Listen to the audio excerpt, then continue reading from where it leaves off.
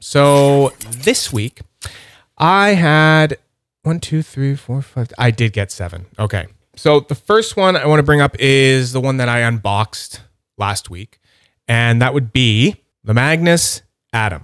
I think I might have been a little harsh on it last time. It was kind of confusing in the beginning because it is a little weird. We're not used to playing with ones that look exactly like this and are this shape, and it's hard to get your mind around it. But I do want to just kind of show a couple of moves that I was able to sort of figure out after a while.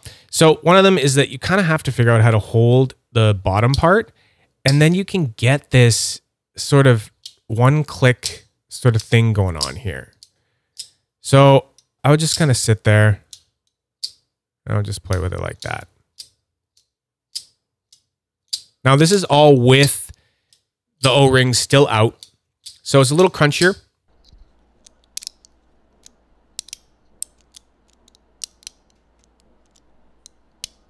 That's like the magnets moving a little bit the other way before they come together kind of thing. So yeah, a little bit louder, but that was one move that I kind of figured out. And then the other one is just, it's that, but you don't go back. Hello, money man. How you doing, man? This one is like, you don't go back after and you do this. And it's kind of interesting. It's like this little floppy, you can just bounce it. I don't know. I was harsh on it at first because I didn't have enough time with it. But last week I decided, okay, it's going to be a fidget of the week. I got to focus on it a little bit more. So you get this like cool sort of, you know, you get a good reminder that magnets are fucking cool. Magnets are really, really fucking cool. Pam, what's up? You're here every single week. I fucking love it. You're like one of my biggest fans. Okay, so yeah, a little more fun that way because you can do that. Then I was working on this one, and it's a little different. It's from here. You can kind of go down, and then you can get it. Oh, I didn't do it. See, it's hard. You have to go from here, and then it's like this swing, and you're trying to get this one to attach there. So this one detaches, and this one hits. So it's, you go here. Ah, missed it again. Sort of. I don't know. You know what I mean? Of course I can't do it. You know, I didn't do that where you're like, you're trying to like, you get it into flow, and then there, I did it. And then you like try to show someone and they're like, yeah, sure you can do it, man. Sure. I totally believe you. Aw, thanks, Pam. I look forward to this every Sunday too. I kind of plan my whole life around it, to be honest with you. Well, I know the whole life, but yeah, it's cool. Good thing to think about every week. I like the Fidgets of the week thing. It's kind of nice. It's making me dig into the case a little bit more and think about which ones I haven't touched in a while, right? And which ones that need some more attention and need me to kind of look at a little bit more. So then the other one that I figured out is, oh God, I don't know what I want to call this one. I can't call them anything, but this is like you're going, it's kind of weird, but you can, I figured out that you can hold, you hold it just right, you can like hover it. So it's hard to see with the camera just top down, but I'm using the magnets like opposing like polarities to hold it. And then you can gently like let it come up. And if you have it in just the right spot, you can basically like hover it above the other one. It's kind of neat. Like, it's just that feeling of like pushing it and then having it want to go back. So I don't know. I was a little harsh at first because I was just weirded out. It was a weird new thing and I just didn't know what I was doing or something like that, right? So anyway, but it's, I don't know. It's fun, but it's just not like, I say it was a fidget of the week, but I did not once go and carry this damn thing. Sorry, my camera. Track me.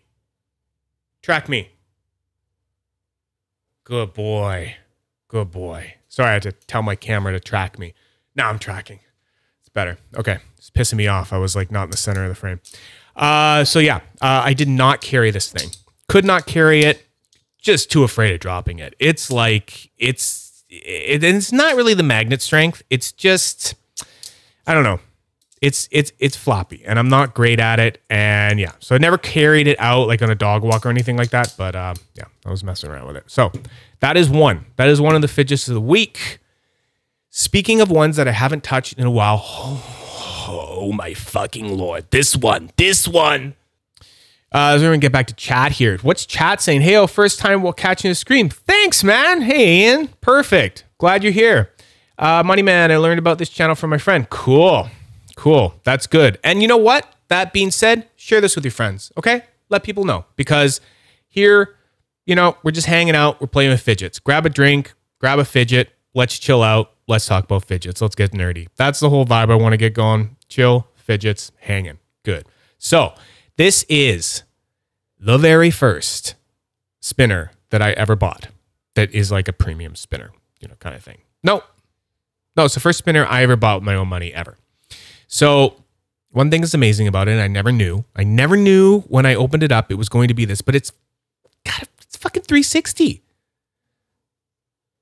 Right? 360 degrees. It spins in 360 degrees. I thought it was so cool. I got it instantly when I saw it come out of the package. So this is a bronze Spinema thing. The reason this thing is so cool is because Jonas Nix, the maker, creator, designer, mastermind, floor sweeper, and everything behind Motus Works, made this. And he made this way back in the day, back in probably 2017, 2018, something like that. I don't know. And he made this without a CNC machine. So he got, a round bar of, or a square, whatever, of bronze and cut it how he wanted it, cut these edges, all these chamfers, everything, made sure that the hole was perfectly in the center and that it was perfectly balanced. And the thing is like, they can't be perfectly balanced but holy crap, did I get a good one. Like, he's even told me that out of the, maybe 1,000 or so spinners that he made without a CNC, that they're not going to pass the lift test. So this is the lift test that you can do with any spinner. And basically, if you have it on a flat surface and you just hold in the button and you lift it up, if you don't have one side start to sort of, and I'm going to do it on purpose here, if you don't have it start to sag to one end, because if you have one that's out of balance, you'll have one arm that's heavier than the other. So if you go and you lift it up, it will be the same arm. So let's say, for example, it was going to be this arm. So it would always go like this. And then if you let it spin all the way and go like this and then went up, it would go this way. And then you go this way and you go up and then it goes this way. And okay, it's that arm. Something's wrong, right? But at the end of the day, there's kind of some controversy around the lift test. People say, hey, if you can spin it and you sit it on your finger and it just sits there and perches there, chef's kiss. Mwah. It's perfect. It's fine, right? So yeah, impressive. Impressive that this thing was made without a CNC machine, without a computer, without the help of a computer, just hands working tools like a lathe and all that stuff. And oh my God, this thing has just been kind of blowing my mind again. It is such a ripper and I love it. And first one I ever bought, and I don't know if I can ever get rid of it. It's a rare bird now. I don't even know what it would go for, to be honest. Probably too much money. More money than I bought it for. That's for sure. All right. The only slider I have been carrying this week is the Compaform V3, with the labyrinth pattern. This thing, I cannot get rid of. It's the only Compaform item that I own right now because Compaform is very loud. Listen to this.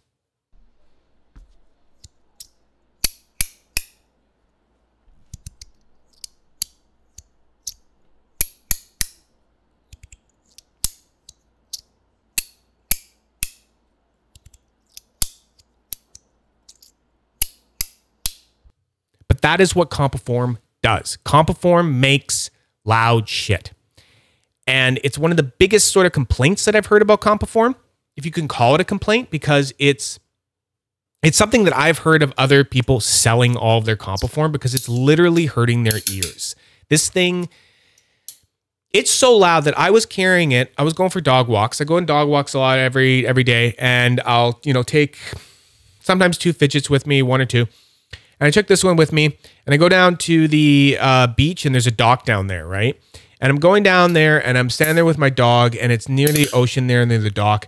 And I'm going there, and I'm like clicking this thing, and I can just hear it shooting. It's like its sound out onto the dock, vibrating off of all the boats and stuff. It's just like, it's crazy. It's absolutely fucking insane how loud and piercing and sharp these Fidgets are. But man, it's like that slide noise.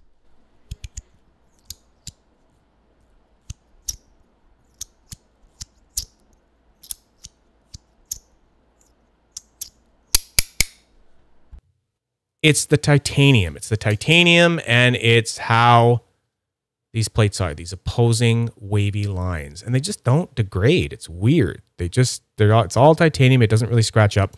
It's high-end shit. It's high-end, and can't get rid of it. Been trying to carry it again. Been loving it, even though it's something I can't even like use in the house. It's weird. The tungsten edamame with some NTG crystallized titanium buttons. Just the edamames are amazing. I know I just go on and on and on about LIC EDC and also 2EDC, but they're some of the best makers in the world, and they just really know their shit. They know how to design stuff. It's amazing. Screen name 9520. Cool name, dude. Screen name. Hey, NJT. What did I say? Did I say something else? Yeah, NJT hand powered is the buttons. Amazing. Definitely why I steered away from them. Went with a Magnus Toad X and a copper Boo Boo Boy for first time metal sliders. Good fucking choice, man. Excellent choice. Yeah, as you probably saw in some of my previous streams, I reviewed the brass Boo Boo Boy. Really good stuff. I was liking it. Yeah. Oh, it's Gavin. Oh, Gavin.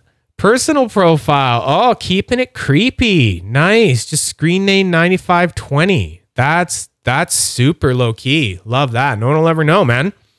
Except I know now. I know who you are now, Gavin.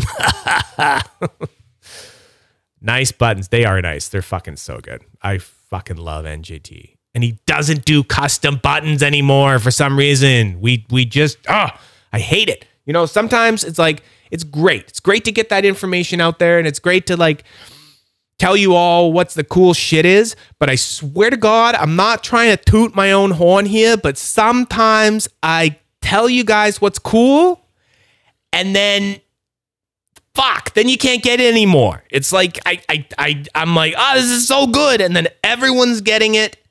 And then all of a sudden the guy's like, I can't handle the orders anymore. And all of a sudden it's gone. And I'm like, God damn it. Anyway, so, nearly 20-year-old Gmail. Oh, you one of those guys that's got that Gmail that's like, no, I can't give you my Hotmail address because I made it when I was 12 years old and you really do not want to hear it. Yeah, they are, man. I mean, Gavin would know. Gavin makes some of the best fucking buttons ever. I want to buy Gavin's buttons. They're just so handmade, man. He makes them on a lathe. Okay, he still makes them on a lathe. NJT, he just makes them on a CNC lathe, right? So he can just plug the shit in and go for it, right? So NJT, Nick McKenty at FTO, he does it on a CNC lathe. Gavin does it like these buttons were made, by Jonas, just on a fucking lathe, just on a regular old lathe. Yeah, you gotta use a little bit more of the brain juice on that one. Costs more money, more time. So I was talking about it last time because I did a little review on it the last stream, and then I just couldn't get it out of my hands. Just the mini tungsten collision, more NJT buttons on there, crystallized titanium. Different anodization, and yeah. Anyway, there's a review out there, or there will be, or whatever. It's in the last stream. You know it is. It's just so fucking good. It's just so, I don't know. It's just this tight little flinging ripper of a spinner. Love it. Okay. All right. Gavin, CNC is still hard. Very different skill set. Well, yeah, of course. Of course it is. You have to learn a whole thing. You're learning a whole tool, right? You got to tell this stupid machine what you want it to do and where you want it to do it and how you want it to do it. And in the end, it's like, okay, good. The machine is really good at doing stuff precisely. But on the other side, it's just fucking stupid. It doesn't know what it's doing because it relies entirely on you to tell it what to do.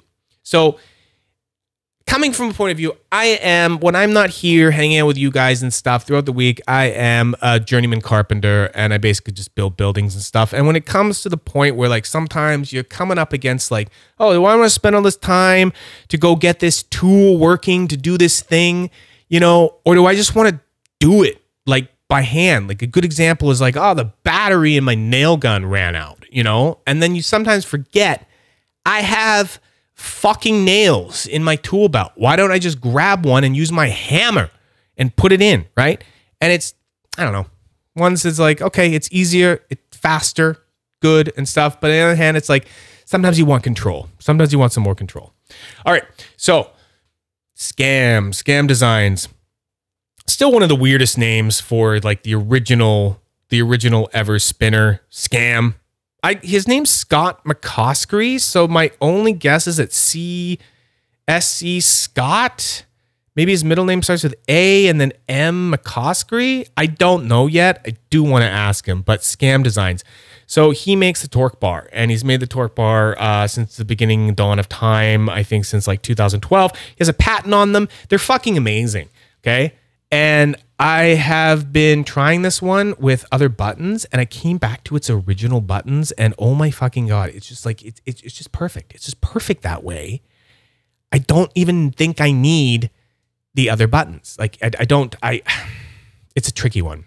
It's a tricky one with Scam Designs. Yeah. So this is a Torx bar Magnum in copper, and I will be getting a tungsten one in this Magnum variation because it's just so good and I have to try it. And I've heard from reliable friends and sources who I do trust their opinion very much with that it is amazing in tungsten. So I will be getting that eventually. But this one has just been all throughout the week and been blowing my mind. And then last one is, this is Torx bar again. So this spinner is absolutely, it is perfection. It is the pinnacle of perfection, in my opinion. This thing is so fucking perfect. The buttons, again, these are the OG buttons. This is all tungsten. This is the Torx bar solid body hybrid in tungsten. It has a stone-washed and blasted finish all around it. It was done all around it. And then he went and did a two-tone thing where he sanded the arms after the fact. So you get this shiny, but you get dull otherwise. I love it. It was a total surprise. And my other Torx bar, I believe I will get it the same way, but I'm going to get all of this part blackened. I think that's going to look really good. Blackened body with sanded arms. Anyway, this thing is perfection. I'll go into it more when I do like a full review on it. But again, it's a hard one to get different buttons for. You just come back to these. And the reason these are so good is that they're so low riding that you just feel the engine going with this thing. This thing flings so fucking hard. It just rips so good. I don't even think I've replaced the bearing in it since I got it. It's perfect to me. Totally perfect. Chat. Howdy. Hey, dude. You're back. You're back again. Nice dishes. Thank you. Thank you. Yeah, it's clean. Standard Torx bar. So standard Torx bar would be called OG, I believe. So OG, just so everyone knows, it's very similar to this, but the button area, quick example, the only other one I know that does it is the W. So the button area, see how, sorry, the bearing area is raised. It's raised so that raised bit, so that is the 1/4 inch or whatever it is that is the height of the the bearing, and that fits that. But then the buttons have to be recessed in order to accompany that. But what it does is it makes it that you can have a body in the middle that is thinner than the actual bearing. So you get to have a thinner spinner than the bearing is thick. That is what the original OG torque bar does, but this is the hybrid, and it just went with a standard flush sort of design, and then you have the body being the actual thickness of the bearing. So yeah. Cool. You have the actual measurements. You fucking Imperial, man. God. Get into your goddamn metric. It's so much more precise. I'm kidding. It's really not any more precise. It can be just as precise. But yeah, just so many more fractions. I would convert that into mil if I wanted to.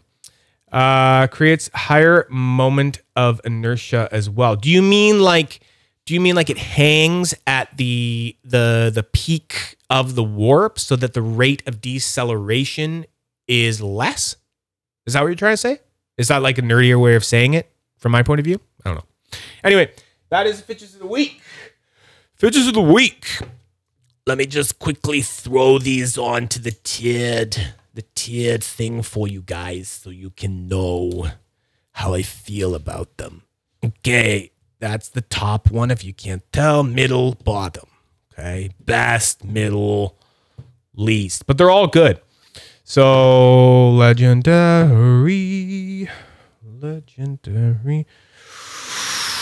Oh, this gets hard. I like to gut it. This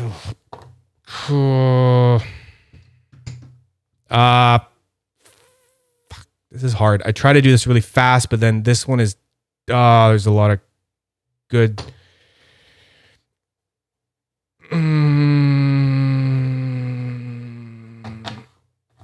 Yeah,